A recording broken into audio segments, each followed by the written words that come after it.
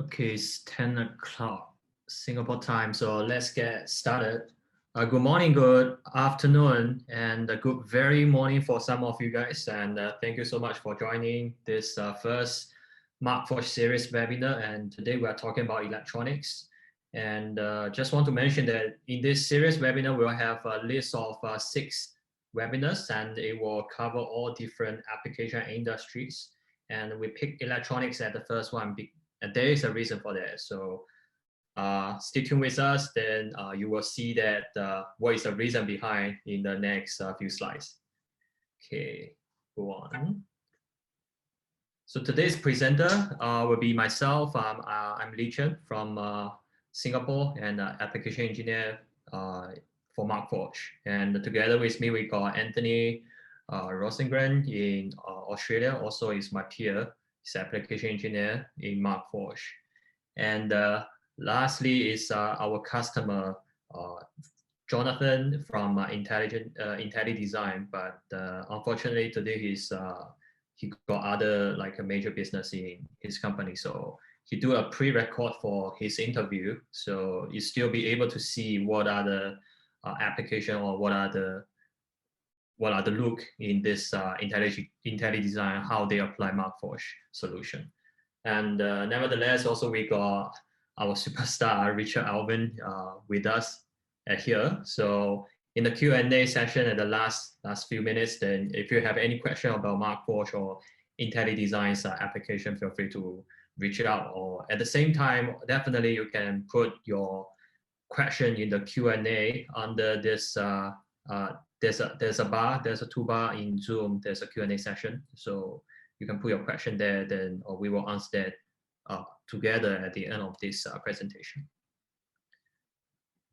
Cool. So first thing I want to say that actually because of the COVID, everyone is still living in a very dynamic world, and it's changed very rapidly. And the consumer demands for immediacy, necessities, last mile supply chain, and also some niche business can only grow with more offering and highly concentrated customization for your customers. And definitely last year, the pandemic, until now, the pandemic drive a lot of new product development and requirements, and the demand become more and more, less and less predictable. And also volatile labor conditions. You have many skilled labor, actually they are not able to, you're not able to like get enough skilled labors for your like a CNC milling or for like a molding. And also the next generation, actually more and more people are expecting to do more more things rather than just technical, right? So you probably cannot find a very good candidate in for the younger age that have such a good technical experience, right? And also it gives this new pandemic, it gives the new labor and working a certain constraint. And also supply chain constraint is, we see a lot of vendors, if let's say they are from overseas, and then they can't really give you the part on time, or even you yourself can't give your customer products on time because of the pandemic happen, right? So supply chain is not recent as we once thought. So we see many things happen last year, like a lot of factories shut down, and labor shortage, and also people out of the job.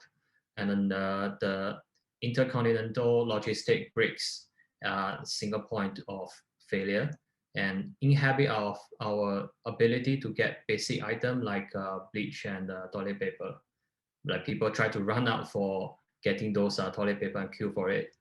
And no redundancies in the supply stream architecture, and one small hole unravels the entire fabric. An unsuitable emergency response mechanism. We no longer have the domestic infrastructure, and everything actually is like global thing. And once this supply chain breakdown, we realized the only rely on domestic is not able to fulfill our demand. There's not enough supply, and it could be untenable to stock supplies for responding to all disaster scenarios. Also, lastly, insufficient responses to demand signals, like very long lead time makes it impossible to make more things quickly as a result of demand suddenly spike up. And also slow to adopt the new product requirement. Like example, you see like BYD, like their automotive company, then now they shift to mass product, the face mask production also. That is uh, how how urgent the demand is, and it try to recall and try to urge all the factories or manufacturing factories to change their product in a quicker manner. But still, we do see those uh, phenomena in last year because of COVID. Right. So what we see in the supply chain, conventional supply chain, weigh us down, and they make us slow and expensive to source some unique, or we might say like customized parts. And usually for all the supply chain, we'll go through like this flow. It starts from sourcing for raw material, and then it goes to manufacturer, and then manufacturer will pass to the regional distributors, and the regional distributors will find the vendors locally, and the vendors actually and will pass to the end user. And there's actually a list of raw material supplier, and also the list of ESD the parts or the material manufacturer, and also the material distributor as well. And together, actually, still in this kind of complex supply chain, it builds up the challenges. One thing is shrinking the operating margin, and second thing is it complex the global supply chain is pretty complex, like because procurement need to find more and more different vendors, and somehow they can find some overseas vendors, and they make the whole supply chain become even complex. And for one product, you need to have multiple material and multiple parts, components to assemble that, become one product, right? So the supply chain will be very, very complex. And the thirdly is service and warranty management. This is also one of the risks that people are facing. And the short product life cycle and uncertainty demand, like just now mentioned, like in the COVID, like suddenly some product demand spike up, some product just dramatically decline. And also lastly is sustainability. How this current supply chain can really subsistent for you to endure all the different kind of scenario or different kind of situations.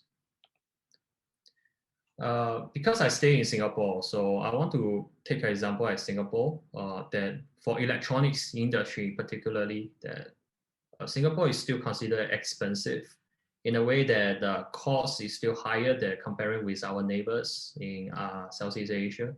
And because of that, this is one of the news in 2013 that Western Digital actually cut the 500 people's job in Singapore and shift the whole production line to Thailand to find a more cost-effective way to manufacture their parts.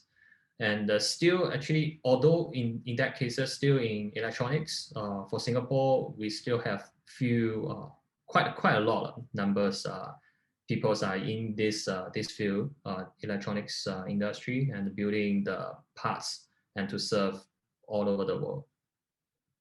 But in short, yeah, Singapore is still considered as one of the expensive ones. So it could be tooling costs, or it could be like downtime is higher because of the labor. And also third thing is we are a small nation here. Sometimes like similar like other countries, we have to rely on the overseas supply to get the part down, and they need to be imported. But however, if you look at the industry in general, this is on the left side is a quote from Enterprise Singapore. So it's saying that the whole industry for electronics is about 90 billion Sing dollar, and it's over a quarter of Singapore manufacturing GDP. So it's still one of the very big portion for Singapore economies.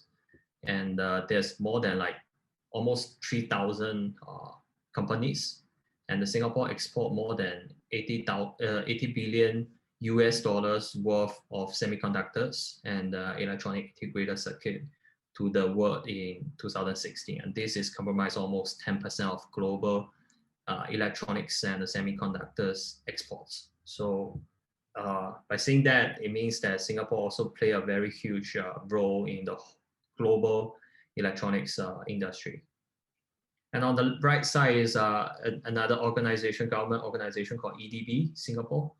It says that the projection of this Singapore electronics industry will reach to even higher portion in 2020, and it will go even higher. And yeah, let's go back to what we good at. So you may ask that how Markforged can really add the value to your current electronics production line, and what is on what basis and what is that based on? It's because that our technology is a more advanced 3D printing process with automated printing with cloud-based software. And by saying that, the material itself, you can use continuous fiber reinforcement, which can give you a very strong, unique strength, although it's made by non-metal material, but it can give equivalent strength like metal material. And also for metal side, we can print like 6 different kind of metal at this moment, and both composite and metal, it can be applied on the same platform by using one cloud software to control it. And lastly, we're going to launch a very good machine learning that we are learning from all the like more than 10,000 machines all over the world, that their behavior, their operation conditions, and keep improving this machine's operation level. And so that when you have your machine, as long as it's online, then you can have more or even better performance day by day. So ideally, to this very disruptive or very dynamic supply chain changes in last year, what we see to solve this problem is we can use our cloud framework, which ideally you will have maybe, if let's say you are a company have multiple sites in multiple countries, you might have one person to in charge of all the parts in one location from cloud only. And all those parts will be stored on the cloud. There's no physical storage for you to do to store the raw material or store the part. And then whenever, if certain plant, if let's say Australia, Brisbane, they have one part need to be built, but also Singapore, they have another part need to be built. And this person, maybe he stay in Japan, but he can send the part through cloud and to the operator in Brisbane and Singapore. And then when the person have the design, and they just use the same exactly 3D printer and to print it out to make sure the quality is exactly the same, follow the company standard, then it can get the job done and eliminate all the hassles on supply chain, like logistics, like storing, like paperwork. So it gives you a very good, it gives you a real immediacy whenever you need a part. Just by one click, your site will have this part be ready to print it out, then that's it. And everything goes by digital. There's no physical inventory. You don't need to hold like additional cost for holding the physical parts to satisfy the demand. And organization-wise, one person or let's say one team, it can be well organized everything, and whenever they need, you can put like a logo or put the information on that digital file itself. And when they print it out, it's still trackable. And also because cloud-based security maybe could be an issue, Markforged is by far is the only 3D printing organization that offer ISO 27001 certification. It's a cybersecurity certification. So we are able to ensure that your design and your data will be safely stored in the cloud. And also it's a real-time improvement. Like I mentioned just now, that whenever you have this part be ready, or whenever you want to print the part, your machine actually, as long as it connect to cloud, it will give on-time improvement, and we will improve your machine on the backstage on the back end on helping you to improve, like upgrading your software, upgrading your firmware for your machines to make sure you always get the part better and better. And how this is going to relate to electronics industry. And recently we launched a new material. The answer is the Onyx ESD material. And this is really going to drive the Markforged solution to help the electronics friends and customer to make it better. So here's a short video about introduce it.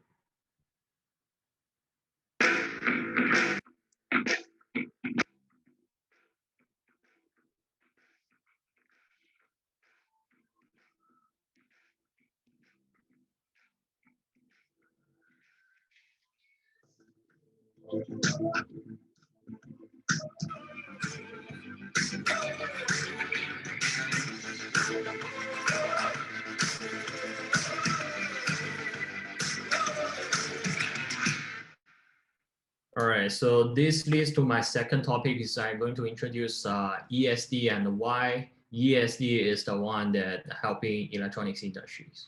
So first thing I would say, normally when we talk about ESD is only like electronics or electric cars. Now why that's so important? Here's an example that for ESD, if you don't have a well-controlled ESD or suddenly didn't wear those protections, here's something will happen on the chips or on the electronic components. Because of the accumulated electron, it suddenly give a spike on the part and they damage the part. And to avoid those problems, usually in the ESD, in the electronics production floor, you will see people wearing the coat or wearing the safety shoe. But all this actually is try to disconnect the electron to move the electron from human to the part, or straight away let the electron to flow to the ground so that it won't accumulate to the electronics component. And definitely, I think in the future, besides the coat and the shoes or the table, there's a map. You will see more Markforged Onyx ESD in the production floor. And why our material is so unique? We do a comparison with other 3D printing material, and in fact, for ESD property, it's only stands between 10 to power 4 to 10 to power 11 this conductiveness, and below that it will be so-called conductive, like a copper or aluminum, or beyond that it will be like insulative, and totally it won't transfer much electron. So there's a reason that we have to store within this range, and comparing with some other 3D printing FDM or FFF filament that they provide ESD properties. Some of them maybe it's like a 5 to 8 level, and some of them maybe is 5 to 11 level. But for us, we are more precise. We will keep ourselves the material range between 5 to 7. Okay, then I want to share some success story with you on using this ESD material. So this is a company in Singapore. What they require is they want to have like an anti-static ESD PCB tray to store all the PCBs, small PCBs like a fingertip size, and they use for automation assembly line inside. And usually, as you see on the picture, they can use like dozens of parts in one production, in one run, in one lines. And currently, what they use is previously they already are using our part. Now, previously what they use is they use the machine tray, and that tray is made by aluminum, and then it cooked with ESD properties, and then it costs like 160 Sing dollar, approximately like 120 USD. And they need to get there's MOQ also, so customer need to keep stock for that. It has to be 100 pieces minimum, and the vendor told them because everything is by CNC milling. It need to take about a month to fabricate everything and pass to you. And with now that we tried this exactly the same design, and we used the Onyx ESD with continuous carbon fiber reinforcing inside this this part, it able to meet the surface resistance like the ESD level that they require, and also at the same time we reduce the cost, lead time, and there's no more inventory. In terms of the cost itself, our material cost comparing with their cost is only like we reduce like 60%, and replace the part on demand without any constraint or any they don't have to rely on their overseas vendor any longer. All right, second case is Columbia Electronic from Europe. And what they require is a ESD safe fixture for electronic components for testing. So this is a testing board, and whenever they have this new product they want to do testing, they need to put on this testing board. And all the fixtures here in black color is all printed by our Onyx ESD. So previously their solution is still the same. They have to do the machine the fixtures, and because of the machining, there's certain geometry limitation, because they want to build a faster manner, and doesn't really care about the geometry as long as it work well we find, but never thinking about optimizing it.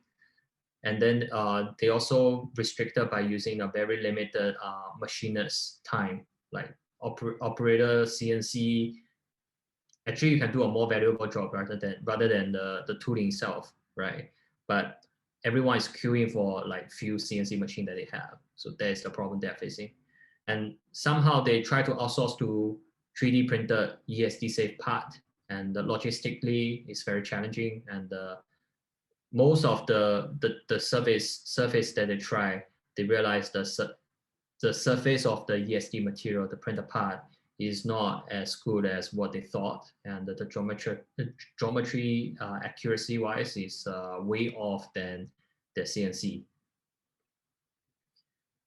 And after that they realize we have Markforged, we have a ESD material, and they want to just give a try.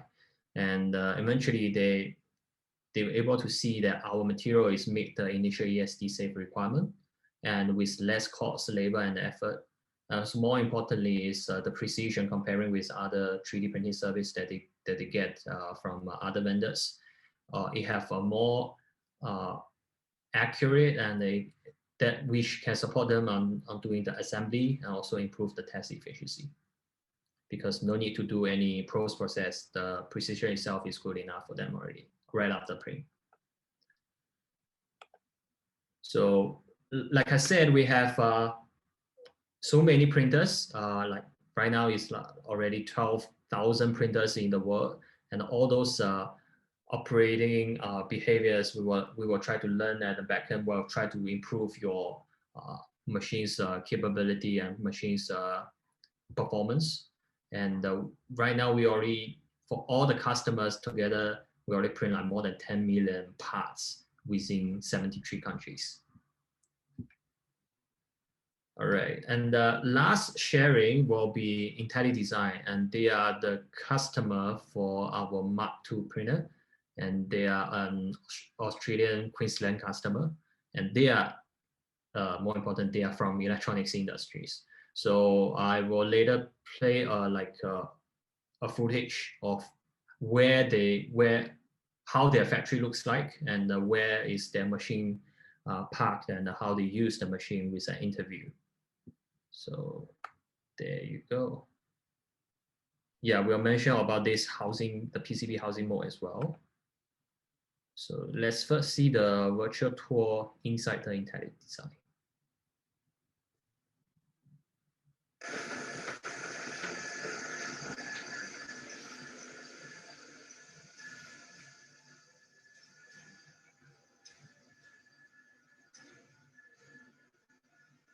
I believe some of the audience here will feel very familiar, because this is like very typical electronics production floor looks like.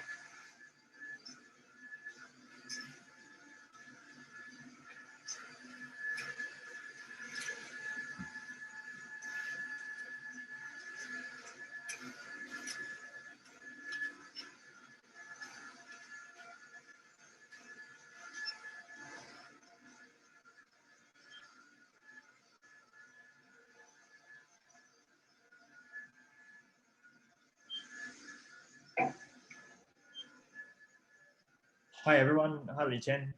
We have an interview after this footage. So we noticed that the audio was a little bit laggy with the previous video. So we'll see how this goes with your recording, Li Chen. If not, I have another alternative way of showing the video. Okay. So you want to show that video now? I will see how yours goes, and I'll let you know if the audio is lagging. Right. Okay. So you mean I just skip this part? Is it? Okay. There's another short video. Is the office looks like, and actually just now you didn't see our Markforged machine, right? Because it's actually inside the office area.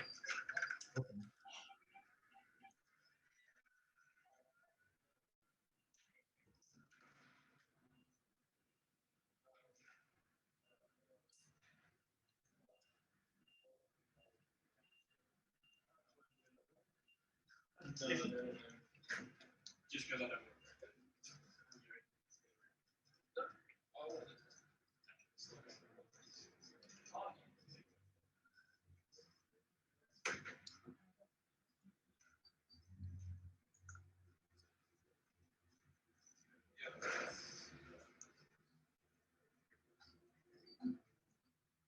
Yep.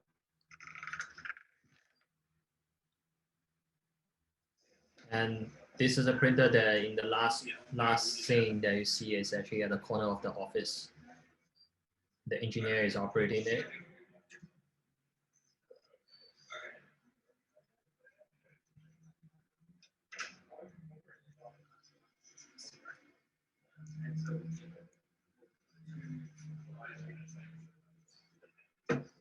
Yeah. So in short, I would say you will see many applications in electronics floor, and the machine itself is office environment friendly, and it's very easy to use. So where to find those applications? So I will leave that to the interview with IntelliDesign that we do record before.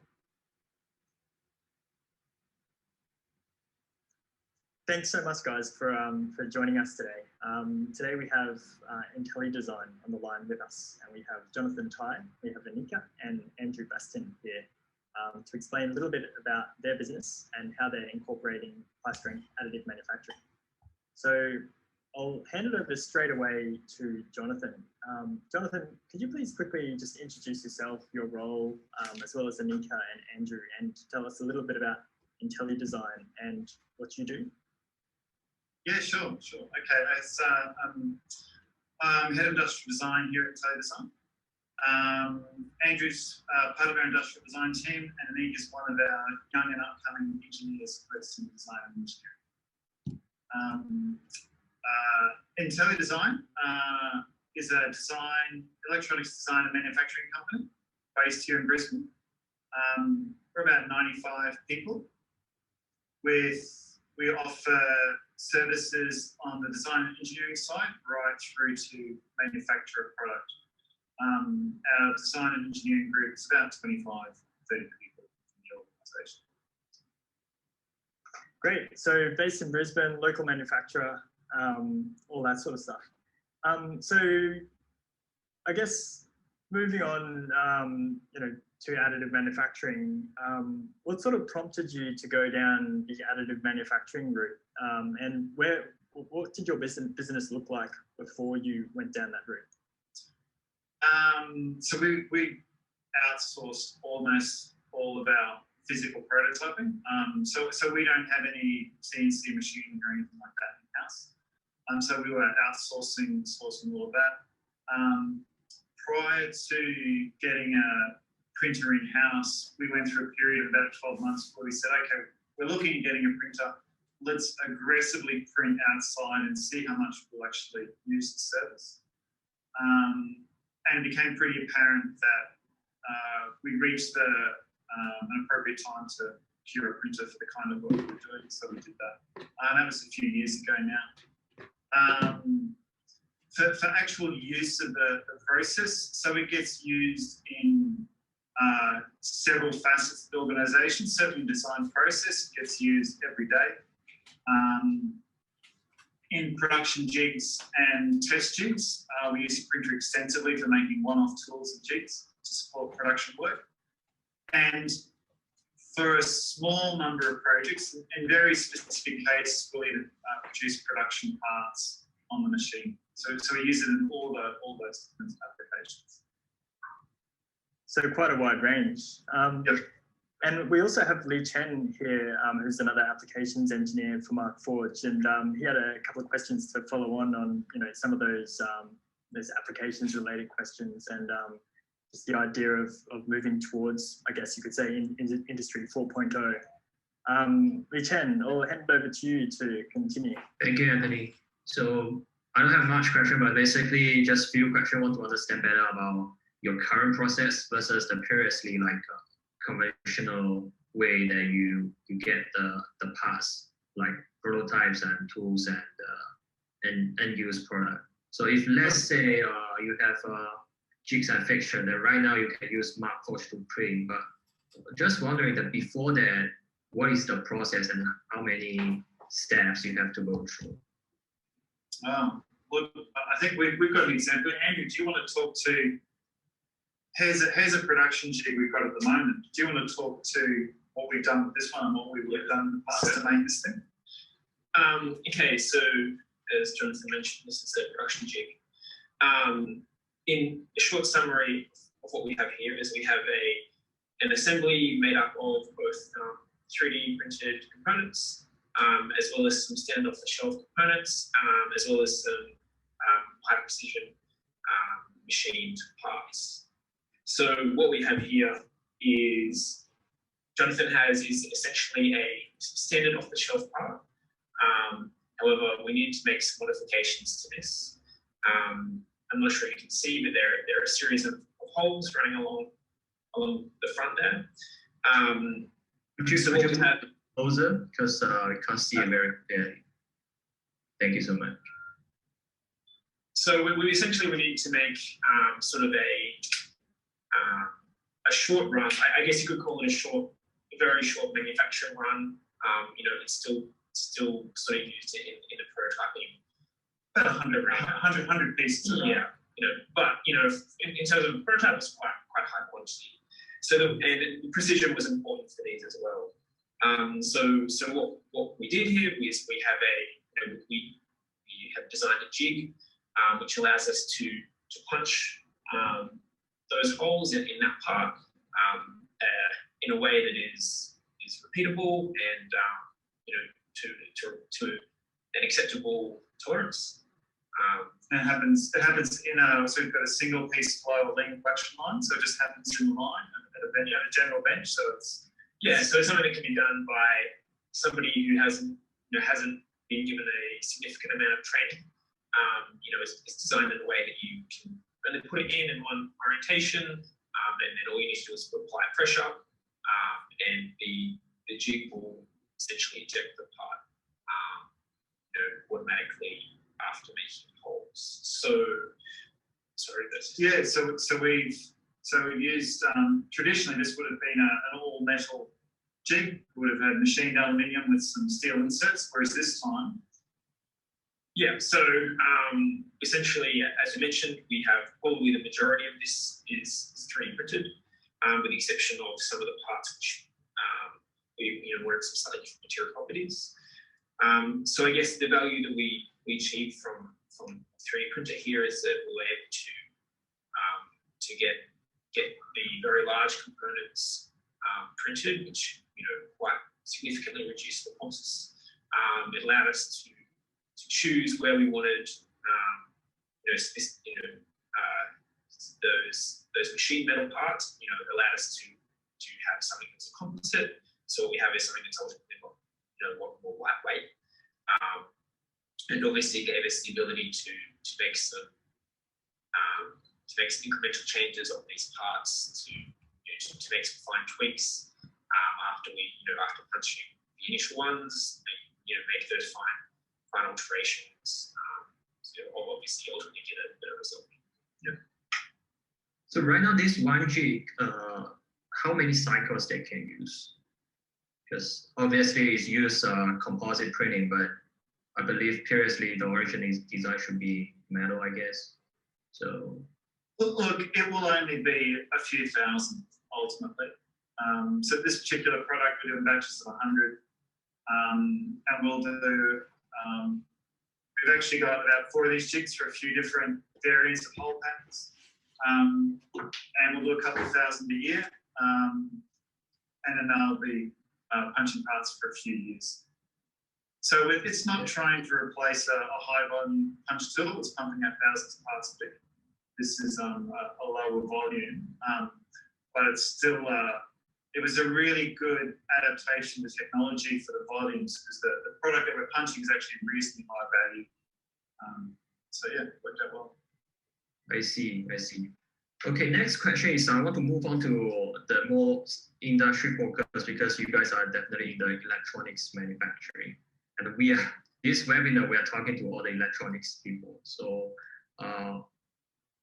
can I assume that actually there's some like specific standard in your industry for some of the cases that you have to meet, and maybe our material can help, or it could be improved, or any cases like this? Look, the material itself, not so much. Look, we really see the printer as being a tool that helps us advance along the design journey in a quick and efficient manner, because you're getting feedback on your parts in a quick and reliable manner. I guess for us, one of the really important features of the printer is that we don't have to spend a lot of time optimizing the print to get a good print. Almost every print comes off at an appropriate quality for what we need to evaluate and determine and help us advance that design. As far as the standards that we work to, we're a little bit unique. We've recently passed AS 9100 aerospace certification for both electronics design and manufacture, which puts us in a very, very small group in the country. There's only 4 electronics companies within the country who've got AS 9100, and we're only aware of one other organisation who's got it for design and manufacturing, but they operate in an extremely narrow market segment, whereas we're operating across quite a broad range of market segments. So we're pretty uniquely placed from the certification side within the industry. I see. And also another, actually is my last question, is recently we just launched the ESD material, the electrostatic dissipative material. Would you see any potential that could be applied in your current way of using a Markforged? As I understand it, that material only runs on your large printers. If we had a large printer, we'd be running that material without a doubt. At this stage, we've only got a Mark II, so it's not available to us. But absolutely, we think it's an extremely useful and valuable material, and we'll actually be taking that into account looking forward in terms of our capital purchases on 3D printing equipment, so the availability of ESDs. So we'll get other jigs machined for production, and they're always out of ESD safe material. And I guess I'll just add to that, ESD is a very large part of making things in teledesign, something that's considered across all areas of the company. So, as Jonathan mentioned, it would be something that we'd be really interested in, because it would open up the 3D printer for usage in avenues that currently can't, because of limitations of the existing materials. So some of the places you see ESD being really important in our business is, so as expected, all the work surfaces, flooring, all the equipment and resources within the facility have all got ESD protective measures. Every staff member every day needs to log and check their ESD wrist strap materials, and so we've got that all paperlessly logged and tracked. And if you don't check your wrist strap, you get warnings throughout the day and get progressively more persistent. So it really is, it's seen as a really important part of the business. It's something we take very seriously. Right. Well, thank you so much for sharing, guys. I think that's so much about my side. Anthony? And I have a few more questions. It just opens up more questions. Thank you. So I guess like I'm interested in one. Well, there's a couple of things. One, the state of electronics manufacturing in Australia and Brisbane. And do you sort of see any sort of macro changes with these sort of changes? And by the way, I'm aware that Lee Chen has to head off. So yeah, feel free to head off when you need to.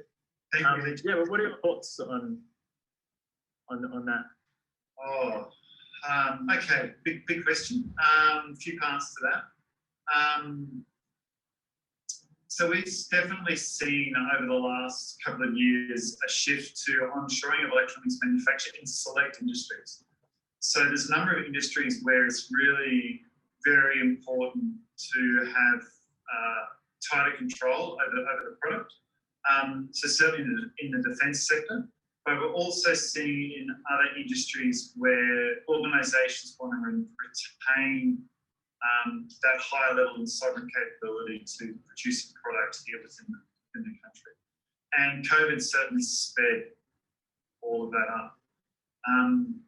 In southeast Queensland, there's a definite upturn in the electronics industry, and that's been driven by some large defence projects that are currently going through. So Land 400, that's going through at the moment, it's certainly having an impact on the local electronics industry. Yeah, it's interesting because people often talk about onshoring made in Australia, but it doesn't. There needs to be a proper business case around it. People don't do it just for no reason, right? Yep. So it is interesting to see what's actually happening there in the market and what the real drivers of onshoring are, and if they are related to supply chain, whether that be, as you say, high quality around the applications, that sort of thing. Yeah, definitely around there. And the decisions aren't all cost driven, although we do get from time to time asked to bid on projects where the manufacturing could occur here or offshore. And we've been surprised at how competitive we are when you're comparing like for like. So definitely there is cost advantages in manufacturing in China. But depending on the volumes that you're manufacturing in and the variations that occur in a product that you make and how often you need to adjust that product to suit individual customer demands, it can become quite logistically challenging and difficult and expensive to do that in China. And so that's something we've definitely seen from our customers. Also, I think increasing security around the protection of the IP, but also of the data and, if you like, the ability to get remote access into devices, that's also become increasingly a significant issue for customers. I think to touch a little bit more on what you said with, you mentioned kind of it briefly, I think something that we've seen quite a bit is the hedging of bets in project planning. And what you'll see is previously you might get going from the design phase through to a prototyping phase, you'll typically get a lot of those components accurately done offshore. But what we're seeing now is because of the uncertainty that comes with this period of time is that people will be a lot more interested in hedging their bets. So what they're doing is they'll be getting that traditional prototyping, going down that traditional prototyping avenue, but also getting a set of 3D printed prototypes. So previously the prototyping we get from the 3D printer would be something we would use as a development piece in-house, maybe would be provided to the client. Now we're sort of seeing that I guess interest and need to actually provide, potentially provide them with the quantity of 5 complete units, in that phase, and sort of going down both of those avenues to ensure that should something pop up, whether that's locally or or not locally, your sort of project plans going to roll out and go that. Yeah, and I guess it's just about resilience as well. And the other interesting thing I've noticed with a lot of companies in these times is that sometimes there'll be massive demand, and companies simply can't keep up with that demand because they don't have that flexibility and they're not sort of hedging their bets, as you say. So there can be sort of missed opportunity in that regard as well. Yeah, and I mean, I guess Chris, back to you. I mean, how's been the from Markforged's side? How are you finding the changing manufacturing pattern where people are doing work these days? Is that flying onto the work? And people are talking to you about getting printers and where you're having work done yourself? Yeah, I think what COVID has done is sort of accelerate current trends, and I think that's that applies to the uptake of using 3D printers to replace machining, outsourcing, that sort of thing. So I guess it has people are becoming a lot more open-minded about how they manufacture things, because they know that if they don't innovate, they will likely not exist in a few years' time, or in a few months' time even. And there is a lot of talk about sort of resilience as well, and preparing for resilience. The other thing on a practical level that people are doing in terms of forcing working from home, the idea of manufacturing from home, has arisen. So people are bringing their 3D printers home, and they're able to do their job. They're able to produce end-use parts, prototypes, whatever it may be, at home, rather than just being confined to like a digital workflow. They're able to produce physical parts. So yeah, there are some interesting sort of trends that are emerging, and I think just like a lot of things, people are learning of different ways to do things. Yeah. So yeah, I've visited you guys. I find you guys are very like a fascinating manufacturer, and it's really sort of interesting to see electronics manufacturing in Australia and how it's changing, especially given these times, and talking about onshoring and all that sort of stuff. So there are no more questions from me at this stage. Sure, I'll have more questions, in the future. But yeah, once again, like I'd like to thank you so much for joining us on this webinar. Yeah, all the best, and look forward to seeing what you're doing in the future. That's right. No, pleasure. No, I'm just going to thank Andrew and Mika here who set up cameras and stuff for us today to do this. So all good. Pleasure. Thank you, Anthony. Okay. Thanks, guys. Thanks so much, Scott. All right, so that's all about the interview that we have with. Sorry, put my camera back. Yeah, that's the interview we have with IntelliDesign. And last but not the least, before we go for Q&A, that if you got a chance to or want to know more about food and beverage and how to apply for additive manufacturing, and please register now. And below is the link to join our second webinar, the webinar series. The second webinar is talking about 3D printing in the food and beverage. Cool. So now we are open for questions. So maybe Anthony, you can online, then we see what question that we have, because I can't see that very well. Oh, you actually answered most of it already online. But we can, but we can read it through, make sure that everyone are aware. So first question, is the presentation being available afterwards? The answer is yes. The on-demand webinar will be available within a week. So you can come to us and we'll share that with you. Second question from Madan, how cost effective for aerospace parts and the material property? So Anthony, you want to take that answer verbally again? Yeah. I can just read that answer out. So the best way to evaluate the cost of a 3D printed part is to go to eiger.io. That's our in-browser slicing software, and to create a free account and upload your STL. The software will then give you a cost and time so that you can compare that to your current costs. Right. Can Onyx CSD be used in Mark II printer? I see Alan already replies that. Alan, Yes. on the mic and reply that verbally again. Sure. So Ellen said that Onyx ESD is only available on our industrial series printers. You can email our applications team to discuss your application and return on investment. And that email is apac.ae@markforged.com. Right. Okay, the next one, Roshan is asking, how stable are the 3D printer parts over time, particularly in high humidity environment? Just trying to find that question. Yeah, Alan, you're here, right? Yes, yes. Yeah, so a lot of our customers actually use our part for quite long-term application, even end use or production part application.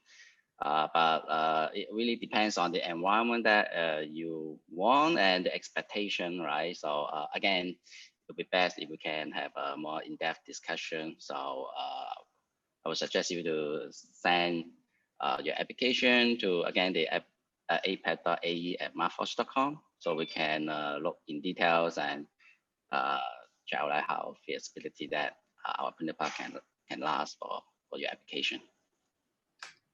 Right. Okay, and Rodibeth asking, are there any non-static record ESD safe material to print with? Anthony, you typed it already. Want to answer that again?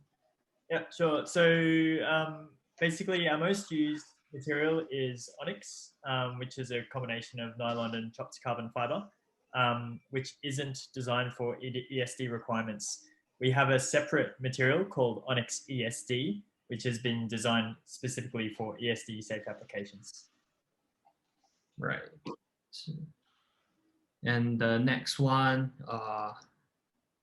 besides ESD control during manufacture and assembly, is anybody using this material for final enclosures? Alan? Yeah.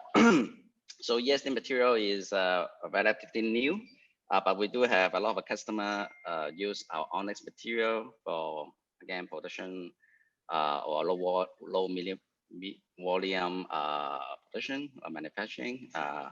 So that's able to use as a final product material, same as ESD. So we would love to learn about your idea or your application, so we can see if it's really good fit. So again, please, contact us, and then we can discuss in details. Right, then we go for the open questions that we haven't answered yet. So let's go one by one. So one question from Chi Chao. He's asking that, I guess this webinar is basically about 3D printing of polymer, metal, and composite for electronics industry. Very interesting to see that 3D printing can use the electronics industry in many aspects. Thank you very much. And what about the 3D printing for electronics devices, for example, semiconductors, thin conductive, non-conductive films, supporting structures? Do you have any comments? Is Markforged interested in this field? I will take this. So Mark right now, we focus more in polymer materials. Some of the things that you mentioned could be put, but most of it is more like actually the semiconductor devices, which is not currently in Markforged focus. But we definitely continue to develop new technology. But as of today, it's not what Markforged is pursuing right now. Right. Ojil asked another question on top of his just now the question, that if used as an enclosure material, is there any impact on wireless absorption? Example, if there is a Wi-Fi part inside the enclosure? Yeah, we do have some data on our material, such as dielectric and other parameters that we can share with you. So yeah, we can discuss in details and what kind of like application or like parts that you want to actually print. Yeah, and just to add on that, I think it's, if not mistaken, our material is actually radio translucent, right? That's correct. Yeah. Okay. Dr. Gluto, sorry if I I don't really understand how to pronounce that. He asked that, thanks for the sharing, that really keen to understand what certifications that Markforged really has here in Australia and in Canada. So do we have any certification about our material or printers? I think our printer has gone through most of the certification process, and we partner with a BV for some of the testing. So we do have some certification that we can share with you. So please contact our sales or application engineer, then we can share you all these documents. Right. Okay. Another one, Rodney Broadcasting. Is the Onyx ESD likely to be available for the Mark II printer in the future? So I'll take that too. For what we see is customer printing Onyx ESD normally have a little bit higher expectation, such as like the dimensions or repeatability, and they want to have a bit more like confidence, right, in the parts that I've printed. So currently we have the ESD material only available in our industrial series because we have a better system, a better control, and we're adding more features to make sure the part come out of our industrial series printer has the best quality in terms of material, readability, accuracy. So currently I don't see we have a plan of getting the ESD material to our desktop series. Yeah. Yep. Okay, next question from Tien, our friend from Vietnam. If using CFF such as carbon fiber, is there any effect to the ESD characteristics? Yeah, so the CFF, the contains fiber material is normally embedded inside of the part, so it won't affect the surface, surface conductivity or the resistance value of our ESD part. Yeah, that's right. And lastly, David is asking, are there any other polymers to be released other than nylon-based material, such as PE from Markforged? Yeah, Markforged continue to develop new product and technology and materials, but I can't tell you right now what will be the coming material. But thanks for the feedback. I will definitely give that to our R&D team. Cool. That's all the questions that we have, and I see someone raised their hand, but if you do have question, please use this Q&A so that we can see your questions.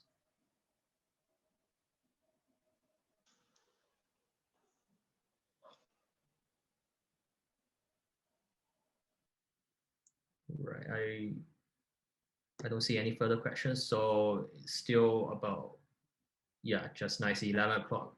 So yeah, we will end this webinar, and again, thank you so much for everyone joining this webinar. Take 1 hour to stay here to listen about the development and sharing from Markforged, and looking forward to see everyone in the next webinar about food and beverage.